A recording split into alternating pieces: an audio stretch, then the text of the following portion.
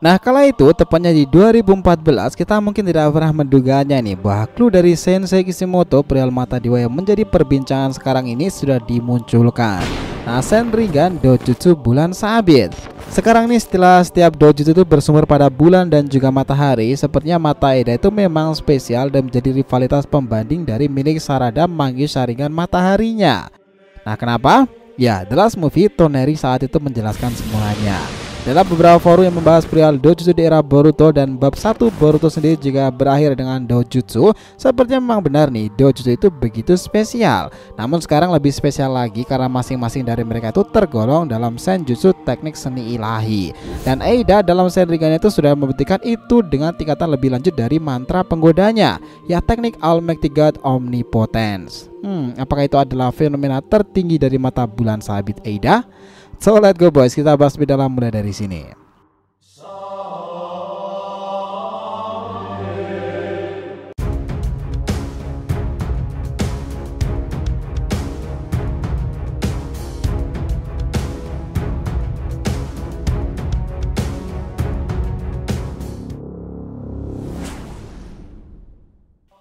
Ya, nakama Shinobi DR TV, welcome back again. Nah, kali ini kita akan ngebahas mengenai fenomena bulan sabit Senringan Eida yang sudah dimunculkan clue-nya di zaman Toneri The Last Movie. Oke, biar nggak salah persepsi silahkan simak sampai akhir ya. Jangan lupa like dan kasih respon di video kali ini. Kita lanjut. Nah, kisah tentang fenomena bulan sabit memang sudah muncul di zaman Shinobi masa lalu. Bahkan sejak kemunculan Indra Otsutsuki malahan hal itu sudah pernah dimunculkan. Segel Rikudo yang diberikan ke Naruto dan Sasuke salah satunya juga memiliki tanda bulan sabit. Simbol bulan sabit di era ini memang telah dimunculkan beberapa kali nih, tapi sebenarnya sejak zaman dahulu ini simbol itu telah ada. Namun belumlah setenar dan seberbahaya seperti sekarang ini. Mereka para pemilik simbol bulan sabit umumnya adalah para bangsa langit. Tetapi di beberapa cerita awal Boruto nih ada nama-nama kelompok yang dimanipulasi seperti Byakuya yang menggunakan segel bulan sabit pula. Apakah mereka itu memang ancaman besar dunia shinobi atau ada beberapa perbedaan? Nah, kelompok bulan sabit sendiri karena mungkin kita jelas melihat Otsutsuki menggunakan lambang bulan sabit adalah ketika dalam cerita Toneri Otsutsuki. Dalam The Last Movie 2014an lalu, di mana dalam beberapa scene mengingat warisan Hamura, Toneri itu menjelaskan memang terjadi peperangan antara kedua ideologi dari keturunan Hamura. Yang satunya berlambangkan matahari yang mirip sekali dengan Mangekyou Sharingan Sarada, dan yang satunya lagi berlambangkan bulan sabit yang mirip sekali dengan yang dimiliki Eida. Saat mereka terpecah menjadi dua bagian dari Otsutsuki itu, di sana mereka terlihat seperti sebuah pasukan membawa bendera-bendera bulan sabit, dan di tengah-tengahnya seperti sebuah batu yang diikat di sana itu. Di sana ada simbol lain tuh yang kita kira apakah maknanya? Nah, itu adalah para anggota Otsutsuki yang ada di bulan bersama dengan Toneri. Mereka lah yang menunjukkan kita tentang simbol-simbol bulan sabit lebih lanjut lagi. Kita tahu sekarang nih simbol bulan sabit itu semakin semarak lagi lantaran penggunanya itu adalah Eida, sosok yang dianggap memiliki dan mengetahui segalanya tentang dunia ini. Kemampuan mata bulan sabitnya itu adalah seperti kamera pengintai yang ditempatkan di setiap ruangan di seluruh penjuru dunia. Dia bisa memaksanya kapan saja dan bisa melihat semua kejadian sepanjang hari, di mana pada dasarnya itu adalah mata yang luar biasa. Tetapi Eida tidak bisa melihat ke masa lalu saat dia belum dilahirkan. Artinya melihat ke hari itu atau kejadian setelah ia lahir, Eida mampu melakukannya. Nah, Eida itu bahkan mengetahui keadaan bagaimana Konoha sekarang, Kawaki, Amado, atau bahkan Code sendiri yang sedang menyiapkan opsi pertempuran yang menarik dari Eida. Dan selain itu dia juga memiliki teknik mantra penggoda nih yang pada tingkatan lebih lanjut orang bahkan tidak sadar lagi jika ia terpikat oleh realita tersebut. Eida mungkin memang salah menarik karena dipakainya ia kenakan melambangkan alam semesta seperti berbagai macam fenomena planet, salah satunya adalah bulan sabit. Secara ilmiah, fenomena bulan sabit terjadi saat bulan itu berada di antara matahari dan juga bumi. Sinar matahari itu memancar langsung ke permukaan bulan yang menghadap ke arah bumi itu, sementara bagian besar permukaan bulan yang lain terletak di dalam bayangan bumi, sehingga dia tidak terkena cahaya matahari tersebut, dan itu menghasilkan siluet bayangan bulan yang melengkung atau membentuk sabit.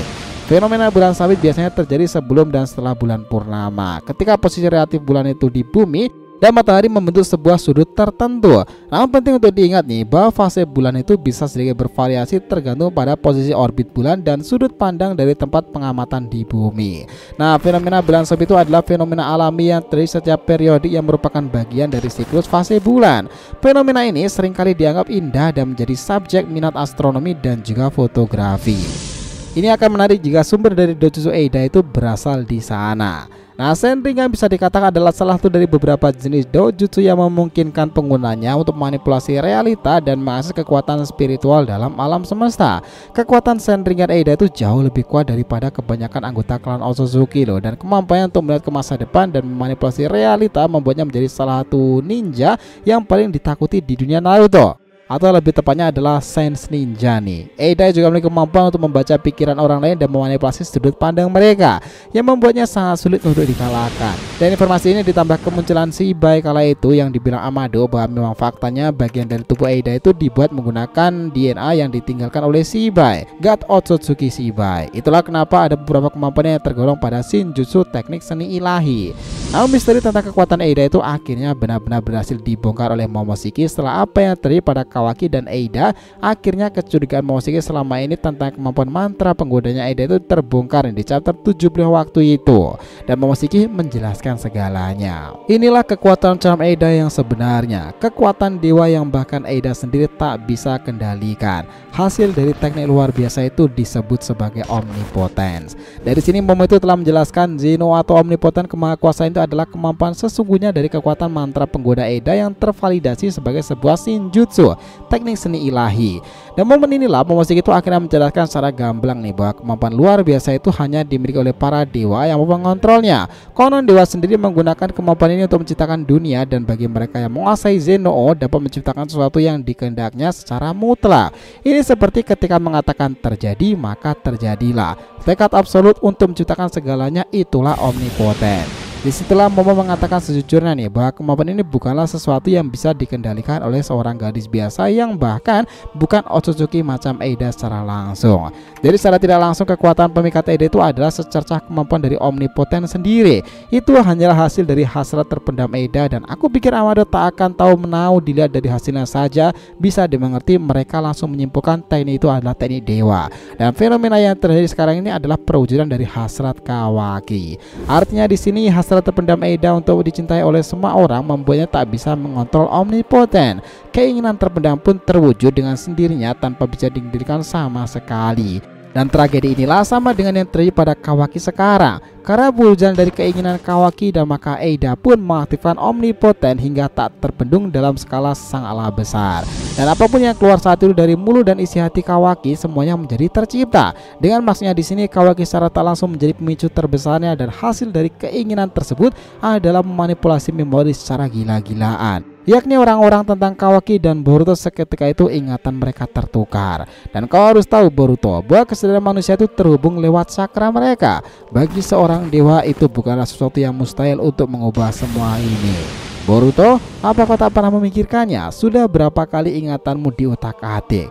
Itu adalah perubahan Otsutsuki yang pernah menjadi dewa. Seperti itulah penggambaran narasi yang dijelaskan Momo nih. Meskipun kekuatan itu dapat mewujudkan sesuatu keinginan dalam bentuk satu hal, tetapi kembali lagi dengan perkataan Momoshiki tadi bahwa Eida tidak dapat menggunakan kemampuan luar biasa ini secara sempurna karena dia bukanlah dewa nih, bahkan Otsutsuki sekalipun. Nah, karena itulah kemampuan Eida itu hanya bisa menggunakannya secara terbatas, dan bagi mereka yang tidak terkena omnipotent, mereka punya itu akan sangatlah menderita. Namun yang menarik dari itu semua teman-teman, sepertinya memang benar jika counter alami dari teknik pembanding reality bulan sabit Eida itu dengan Senringan itu adalah Sharingan, Mangekyo Sharingan Matahari Uchiha Sarada.